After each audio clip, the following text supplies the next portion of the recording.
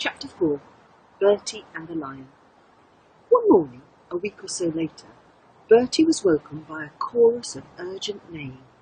He jumped out of his bed and ran to the window. A herd of zebras was scattering away from the waterhole, chased by a couple of hyenas. Then he saw more hyenas, 3 of them, standing stock still, noses pointing, eyes fixed on the waterhole. It was only now that Bertie saw the lion cub. But this one wasn't white at all.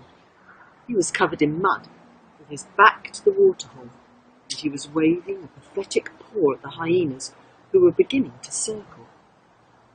The lion cub had nowhere to run to, and the hyenas were sidling ever closer.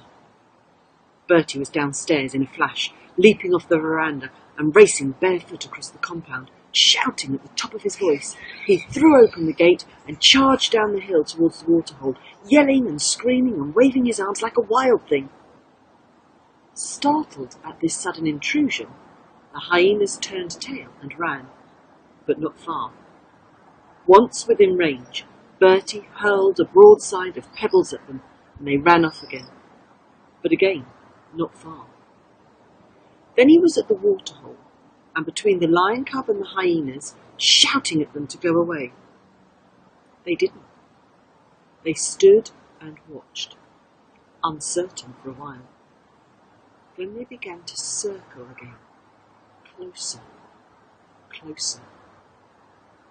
That was when the shot rang out. The hyenas bolted into the long grass and were gone. When Bertie turned round, he saw his mother in her nightgown, rifle in hand, running towards him down the hill. He had never seen her run before. Between them, they gathered up the mud-matted cub and brought him home.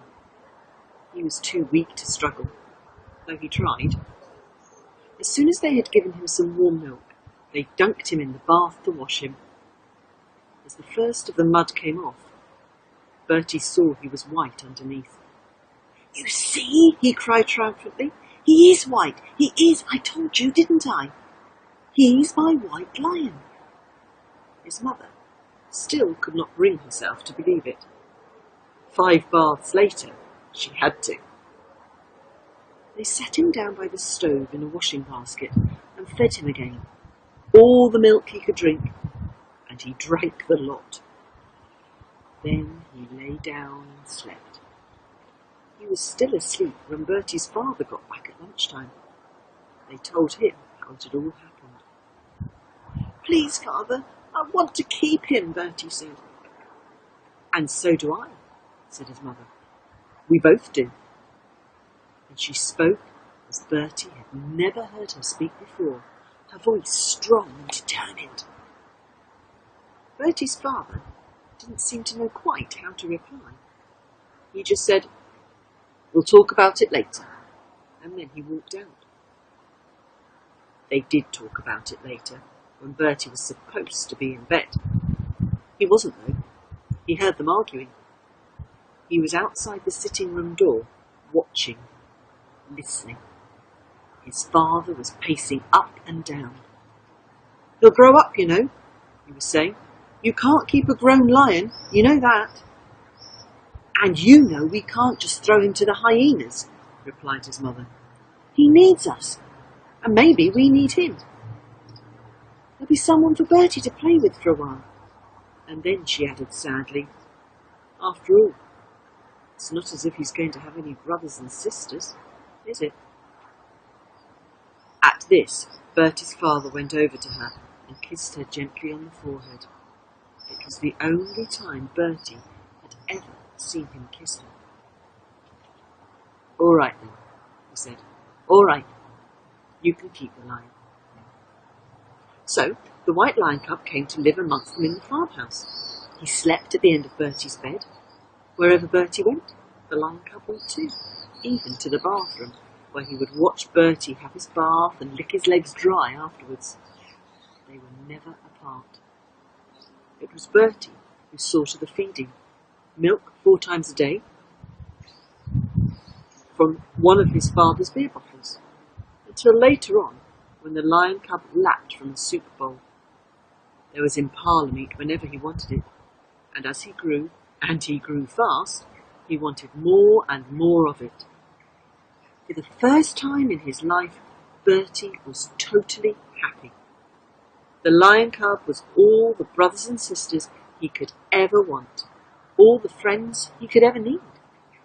Two of them would sit side by side on the sofa, out on the veranda, and watch the great red sun go down over Africa. And Bertie would read him Peter and the Wolf. And at the end, he would always promise him that he would never let him go off to a zoo and live behind bars like the wolf in the story. And the lion cub would look up at Bertie with his trusting amber eyes. "Why don't you give him a name?" his mother asked one day. "Because he doesn't need one," replied Bertie. "He's a lion, not a person. Lions don't need names." Bertie's mother was always wonderfully patient with the lion. No matter how much mess he made, how many cushions he pounced on and ripped apart, no matter how much crockery he smashed, none of it seemed to upset her. And strangely, she was hardly ever ill these days. There was a spring to her step, and her laughter pealed around the house. His father was less happy about it. "Lions," he'd mutter on, "shouldn't live in houses. You should keep them outside in the compound." But they never did. For both mother and son, the lion had brought new life to their days, life and laughter.